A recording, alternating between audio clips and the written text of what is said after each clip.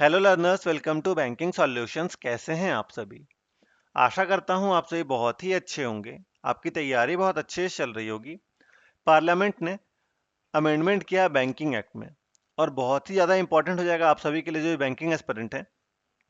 आपसे इंटरव्यू में पूछा जा सकता है, अभी आईपीएस पीओ का जो इंटरव्यू होगा उसमें आपसे इससे रिलेटेड क्वेश्चन बन सकता है, या एसबीआई क्लर्क और एसबीआई पीओ मेंस होगा तो उसमें करंट अफेयर्स में आपसे इससे क्वेश्चन पूछ सकता है। तो चलिए देखते हैं क्या अमेंडमेंट है। ठीक है, Parliament has just passed a really important amendment in the Banking Act, and we all must be aware of it for financial literacy.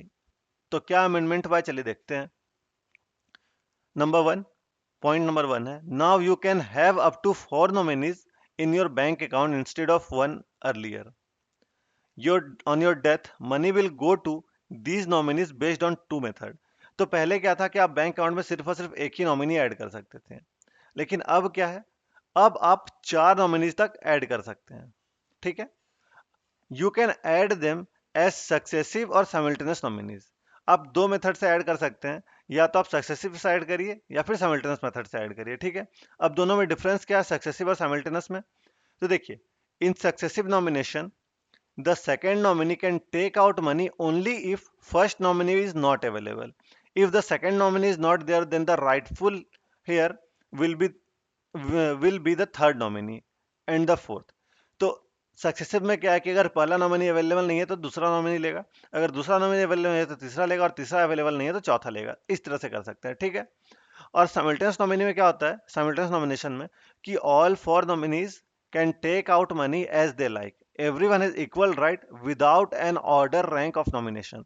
तो अगर आप साइमल्टेनियस ऐड करते हैं तो चारों नॉमिनी पैसा निकाल सकते हैं, सभी को बराबर राइट मिलेगा इसमें। ठीक है, in your bank accounts now you can add 4 people as nominees. अब 4 people को नॉमिनी में ऐड कर सकते हैं। ठीक है, However, in bank lockers, only successive nomination will be allowed.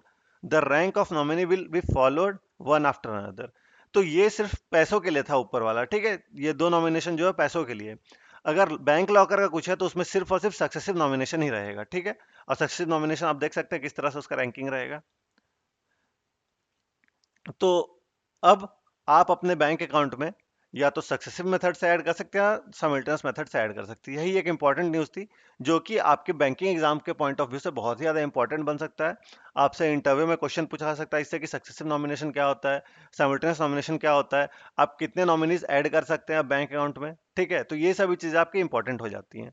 आशा करता हूँ आपको इन्फॉर्मेशन अच्छा लगा होगा, आपको समझ में आया होगा। अगर आपको मेरे एफर्ट अच्छा लगा तो वीडियो को लाइक करें, अपने दोस्तों के साथ भी शेयर करें ताकि उन्हें फायदा हो सके। आप मेरे चैनल को सब्सक्राइब करें ताकि आने वाले वीडियोस नोटिफिकेशन आपको मिलती रहे। जस्ट आप यहाँ क्लिक कर सब्सक्राइब कर सकते हैं, तो प्लीज सब्सक्राइब करके मुझे सपोर्ट करें। इससे मुझे मोटिवेशन मिलती है और वीडियोस लाने की। आपको आपके एग्जाम के लिए all the best. Thank you.